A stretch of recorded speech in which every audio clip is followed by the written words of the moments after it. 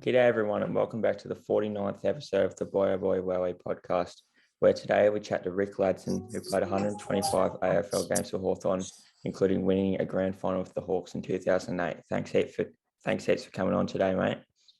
No worries at all. Thanks for having me. Just jumps right into the questions. How did you first get involved in footy?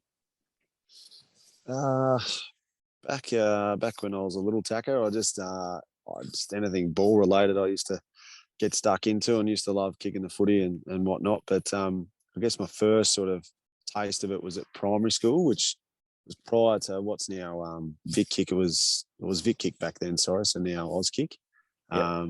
But even prior to that, just there was a couple of little games that you were able to play in at school level, like in Prep 1 and 2. Yep. And then when you're old enough, I went to Vic Kick, and that's when I really become obsessed with it all. And and then I guess you head into the under 12 sort of thing. Back then, the lowest age bracket was under 12s. So I think I was 9 when I was able to start. So. Who were some of your idols sort of growing up as a young kid? Yeah, I was a Richmond supporter. So my dad was mad Richmond, so of course I was. But yeah, my favourite player and who I idolised and, the posters on the wall sort of stuff was Matthew Knights from Richmond. Yeah. He was, blonde-headed left footer. So I used to get a haircut when he went and got a haircut, and he kicked a goal. I'd practice that goal for the whole week, But so that was probably the main one there. But there was a number of Richmond players that I looked up to, but he was my favourite of all time. Yeah. Can you talk us through your lead up to the draft? Yeah.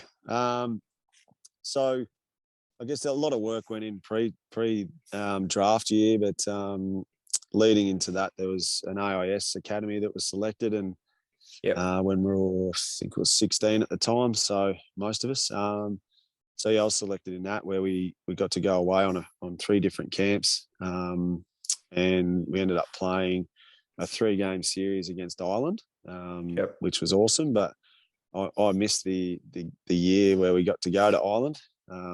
We got to go to Melbourne and Perth. So, but yeah, look, it was a great experience, and through that you sort of get to meet a lot of club people, recruiters, and all that. So, at the Bendigo Pioneers that year, I was having a pretty good year and getting a few kicks. But look, leading into the actual draft, I still felt that I probably wouldn't get picked up. I had another year to go because I was 17, so I had another year to play. So I was sort of focused more on, maybe the following year and what I was going to do when I finished school for a job. And then, on draft day, my name got called out at pick 16. And that year it was on the radio. So I had to wait for a phone call to come through just prior to that. And there's a bit of a delayed reaction over the wireless at the time. So, was there a sort of a club that you thought you might have got picked up by? No, not really. Like there was an inkling that there was a few clubs interested, but if I was going to go, I sort of felt I'd go late. I remember, the late Danny Frawley, he was coaching Richmond at the time, and he said to me at a meeting, he goes, we just wanted to meet with you just to say good day. He goes, we just won't get you at our pick, which they had a late pick at like 40 or 50, I think, from memory. 42 was their first one, something like that. And which shattered me because obviously I was a Richmond boy. But I had no real feeling on the day that there was a certain club other than, obviously when your name gets called out, you're wrapped. After the fact, that I could have, Port Adelaide were really keen, and they didn't obviously voice that to me, but they were going to pick me. And then right at the last minute, they picked Barry Brooks, which allowed me to go at 16 to the Mighty Hawks, which, look, I'm absolutely, I was wrapped with. And obviously looking back now, it was a great result for me and my family. Yeah, what was your feeling when your name was read out at pick 16? Obviously with a few emotions going through your head. Yeah. Oh, you're ecstatic, it's, and it's an exciting time. And, your family are buzzing, and, I had some family and friends over even. And that was the thing. They sort of mates organised a barbecue and come around and that. But I was like, this is going to be awkward when I don't get drafted. Cause in my mind, I was like, oh, they won't pick me at 17 years of age. I'll have to go again, sort of thing. And, but yeah, just to be able to share that with your friends and family was pretty cool. And, yeah, they were buzzing as much as I was. But I think to be able to stay in Victoria too was pretty big. My mum had been a little bit unwell the 2 years prior with breast cancer, and Yep.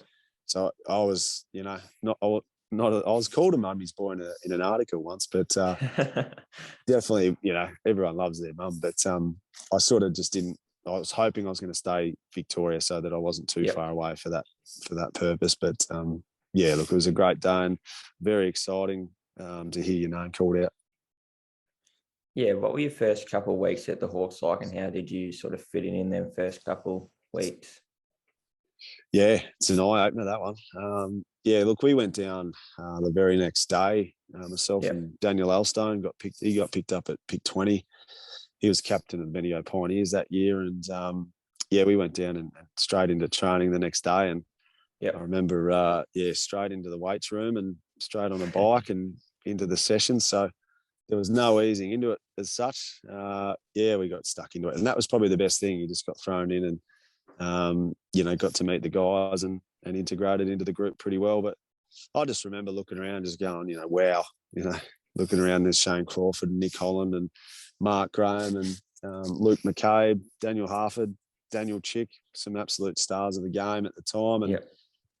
thinking, wow, like, how am I going to fit in here? Yeah. Yeah, and then you just head down, bum up. So, Did anyone act as like a mentor to you during your early days at the club? yeah, absolutely. When I first moved down, I stayed with Nathan Thompson. So he's a Kyneton boy, so not far from Bendigo. And Yep.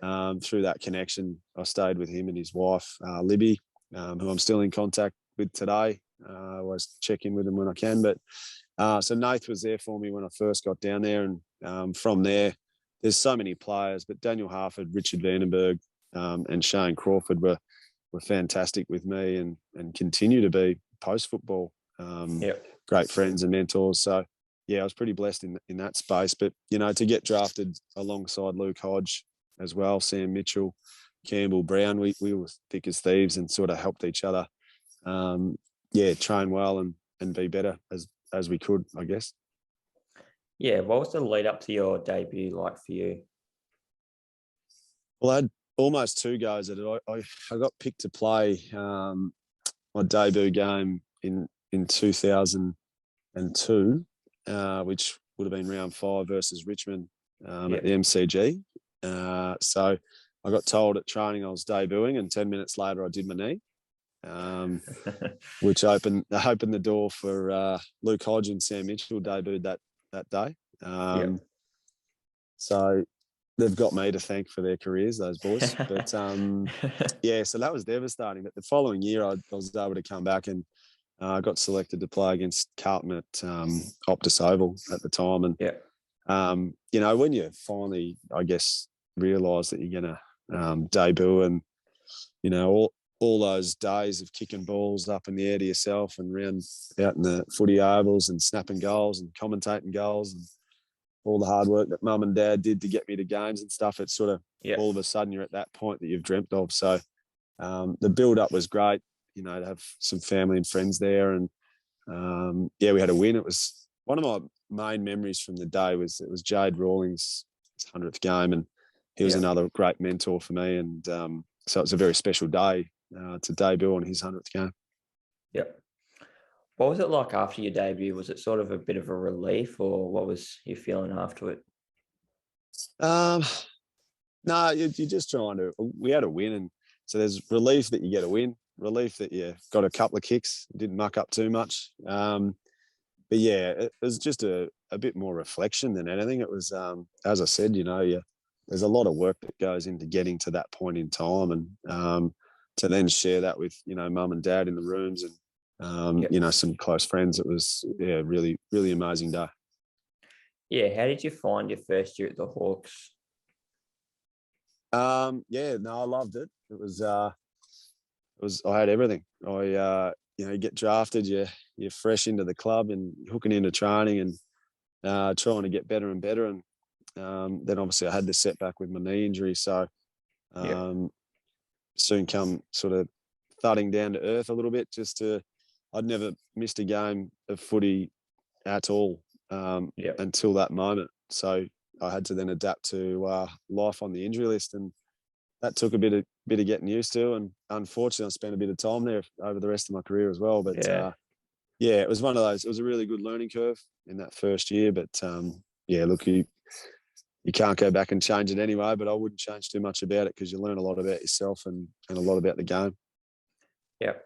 What was it like to play a full season in 2006 and finish top 10 in the BNF?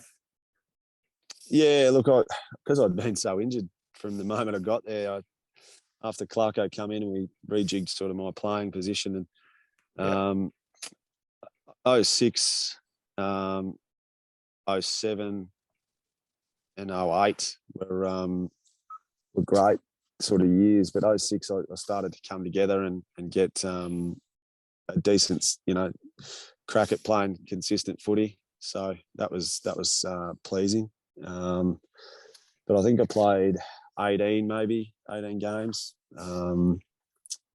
potentially that year. And then I played 20 in 07 and then played every game in 08 in the premiership year. So those 3 years were my best, years in terms of being uninjured, which is nice. yep. And I was able to showcase, I guess, the skill sets I had and I was consistent with them. So, Yeah, can you talk us through what Clarko was like as a coach? yeah, look, he was he was great for me. He brought the best out in me, and I had Peter Schwab prior to him, and Schwabby's a fantastic leader and a fantastic coach, and he's a premiership player of our great club, and it was a bit of a change in eras, I guess, really really quickly Yep, in game style and all that, but. Yeah, look, Clarko was a very caring and nurturing coach, but he was also very aggressive when he needed to be. So he had that balance right of, you need to do this, and if you don't, you're in strife. But if you were struggling away from footy, or he showed genuine care for every single player and family members. He was very invested in everyone that's in those four walls, and yep, I was very grateful for everything he did for me and those around me as well. yep. What was the feeling at the club heading into the 2008 final series? Oh, there was just sheer excitement. You know, as it's well documented, we probably got to where we wanted to be a bit earlier than what we expected or what we thought. Yep, But we probably went in there with we weren't fearing Geelong. We felt that we could get in there and beat them in the grand final after we lost to them in round 17 in 2008, and we learned a lot from that game itself and rejigged a bit of how we were playing and what we could do to nullify the Cats. So we went in, it was exciting, but we went in confident, knowing that we could, beat the Cats, who had been a juggernaut. Yeah, so. yeah. What was the lead up to the grand final, and how was it for you? Yeah, the lead ups. It's a different week. It's a big week because there's obviously you got open trainings and there's thousands and thousands of fans. You get to do the motorcade parade through the city, which is just an amazing experience. So obviously a lot of people reach out and try and wish you all the best and things like that. So it was a long week and it was a big week, but I guess there's so many aspects to it that you're so used to a routine, and you've got to adapt grand final week for the biggest game of your life. So look, it was a fantastic week, and there's so many great memories from the week itself, and the build up was just amazing. Yep. What was it like running out in close to 100,000 on probably the biggest game of your career? Yeah, just outstanding. You sort of can't put it into words, the feeling that you get when you run out, and it's probably before you run out. So even when all the entertainment's out on the ground getting ready, Yep, the times for us to go out on the ground changed compared to what it was normally. And you're waiting in the race to walk up the race, and you can hear this. It's just like this buzzing noise of people talking around the ground, and then the entertainment. So it was just one of the best days for so many reasons. Obviously because we won, but just to I guess be a part of the big day, and that sheer excitement around you as well. But it was deafening when the 100,000 got up and about, and you literally couldn't hear someone that was half a metre away from you screaming out on the ground. So, it goes back to trusting and knowing your process of your game plan and each other to make sure we execute, because it was bloody loud. Yeah, was there a point during the grand final that you thought you were starting to really get on top? You can't go past when Stewie Dew went mad in the third quarter there. And, I sort of felt we had it from there in a sense. It was a long time to go in the game, but I just felt like that really did, put a couple of nails in the coffin of the Cats, and then we were just able to hang on and grit it out in that last quarter a bit with a few extra goals. But, Stewie's effort there, he was playing on one leg with a crook calf, and that was a moment that I'll never forget for so many reasons. He came to the club for that purpose, and he, who would have thought, but then he got to execute it. So, what was your feeling when that final siren went? Just elated. I remember Campbell Brown was just nearby, and we just embraced, and he was balling. So I was like, if he's balling, I'll ball with him, because he's a tough man, Brownie. But we were just so excited, and as I said, elated. It was, just the raw emotion that can come out in those moments. And as I said, it was bloody loud. But when that siren went, it was just, you sort of get engaged by the crowd, and it sort of takes over your body a bit. But just so excited after that, and relieved too, just to embrace it with the rest of the boys and go and celebrate what we'd achieved. Yeah, what was it like to miss half of the next season due to surgery?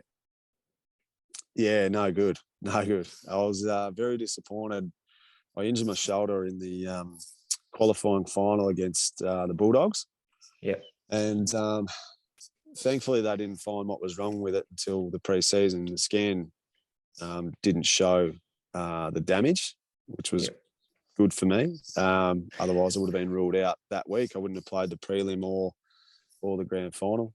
I just had a couple of little niggles over the summer, and then we were able to find exactly what happened in the shoulder. There was a cyst that was covering up a tear in my shoulder, which I got just before halftime in that qualifying final. So once I got that fixed, I got back to running, and then because I was running probably a bit too much too early, I overloaded one of the knees, and basically had to have surgery on the knee as well. So I had 2 lots of surgery in the space of a couple of months, and it was really, really frustrating because after I come back from that knee, I then had to go get it done again because I hurt it, because we probably rushed back a bit early from injury. So coming off the high of 08, and straight back down to earth with a lot of injury, unfortunately.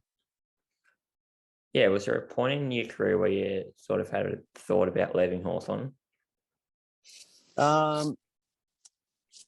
Only probably at the end, but that was probably because the writing was on the wall a little bit. But, it's like most people, you get different offers here and there, but, for 3 years and all that sort of stuff. But I don't know, I'm a really loyal person, so I was never really interested in the other offers. I just wanted to stay with my mates and things like that. But at the end of the day, and upon reflection, like, it is a business. And as you see more and more these days, and some of my old teammates went and did it, they went because the opportunity wasn't going to be there as much, and other clubs needed their services. And it's probably more of an open door thing now than what it was in my time. But I was always going to be a Hawks man, and it was probably just at the end there when I knew that I was probably going to move on that I entertained a couple of conversations, but then decided not to go on. Yep. What led to the decision to retire, and how hard was that choice to make?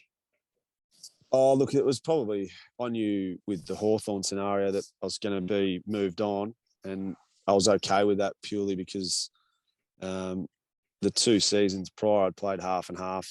So I think it was 10 games in each VFL and AFL both years in 10 and 11. So we had, Taylor Duray, Matt Suckling, who I was trying to mentor as best as I could. And there was Brendan Whitecross was on the fringe there as well. So there was a few young guys that needed opportunity, and I was probably going to be the one that was holding them back a little bit. So from the club's list point of view, I think that's how they saw that. And that's why they were going to move me on and moved me on at the end. So then when I started to talk, potentially taking on another contract somewhere else, I had a couple of days to think about it after I think one of the deal fell through. There was like a 6-way trade or something that was going to happen. And I just, upon reflection, I just decided that I didn't want to play AFL anymore. So it was not so much retiring. It was just, I just didn't feel comfortable going somewhere else. And I thought the time was right to go and do something else. And I ended up sticking around in the VFL for another year with the Bendigo Gold, and I worked at Essendon for a year in 2012, which was an eye opener. But James Hird was amazing. I learnt so much from him, and I hope he gets back into a senior coaching gig at some stage, because he was fantastic with his players and his staff as well. So, learned a lot there, which was great. Yeah, what was it like playing with the likes of Lewis, Hodge, Franklin, Crawford, just to name a few? Yeah, no, you sort of pinch yourself, because people are in awe of these guys and think they're superhuman, which they are when they play footy. But they're all good mates just from those playing days, and some of those guys are absolute legends of the game already, or will be. Look, I was treated. There's no doubt about that. I was very fortunate to play alongside and with so many great footballers, and so many memories that I'll cherish, moving forward, and explain to the kids as they're growing older, bits and pieces about it all too. Yeah, what were some of the best moments of your career? There's a lot. I didn't achieve a hell of a lot, but I just had so much go on. In that 10 years I had with so many great mates, but debuting, reaching those little milestones, 50 games, 100 games. But I think achieving the ultimate prize in a premiership, but it was probably the build up to that, the hard work that was put in years prior, and packs that we made together as groups of mates. Those little things that I'll cherish forever. But obviously, 08's by far the best thing. Yeah, who were some of the toughest opponents you had to play on throughout your career? Ben Cousins was a really, really tough player to play on. He was super fit, and he was just a freak of the game. And it was great to see recently that he'd been back playing footy locally and that after everything he's gone through. But in my eyes, he was probably one of the toughest outside Andrew McLeod. He was something else. His ability to just turn a game on its head really quickly. So those two are the top two hardest in terms of those gut runners. McLeod wasn't so much an endurance runner, but he was so elite in the way that he got moving when he had the footy. His agility was, next level. You couldn't tackle him. He made you look silly. Paul Chapman and Ablett were, pretty tough to play on for Geelong, and Chappie's hard as a cat's head, and was quite elusive at times too. But and I used to really enjoy playing on Eddie Betts. He's such a lovable player and character, but he was a challenge because he's such a good player as well. So they'll be the ones that I'd name. Yeah. Can you talk us through your life after footy, and was there a point just after you retired that you sort of wish you didn't and wanted to go back?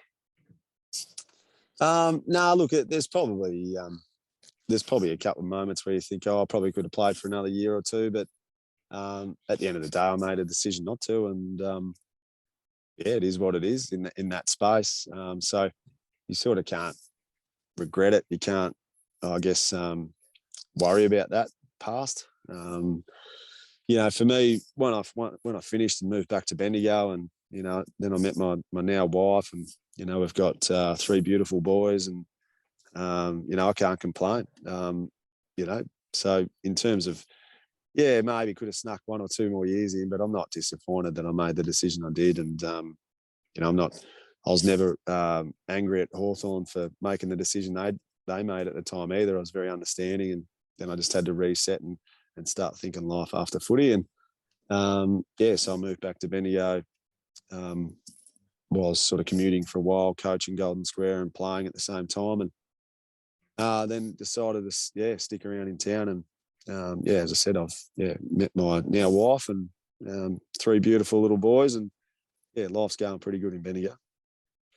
That's everything I got for you today, mate. Thanks heaps once again for coming on. No worries at all, mate. All the best. Might not be over yet. 5 seconds to go. He's out of bounds. 13!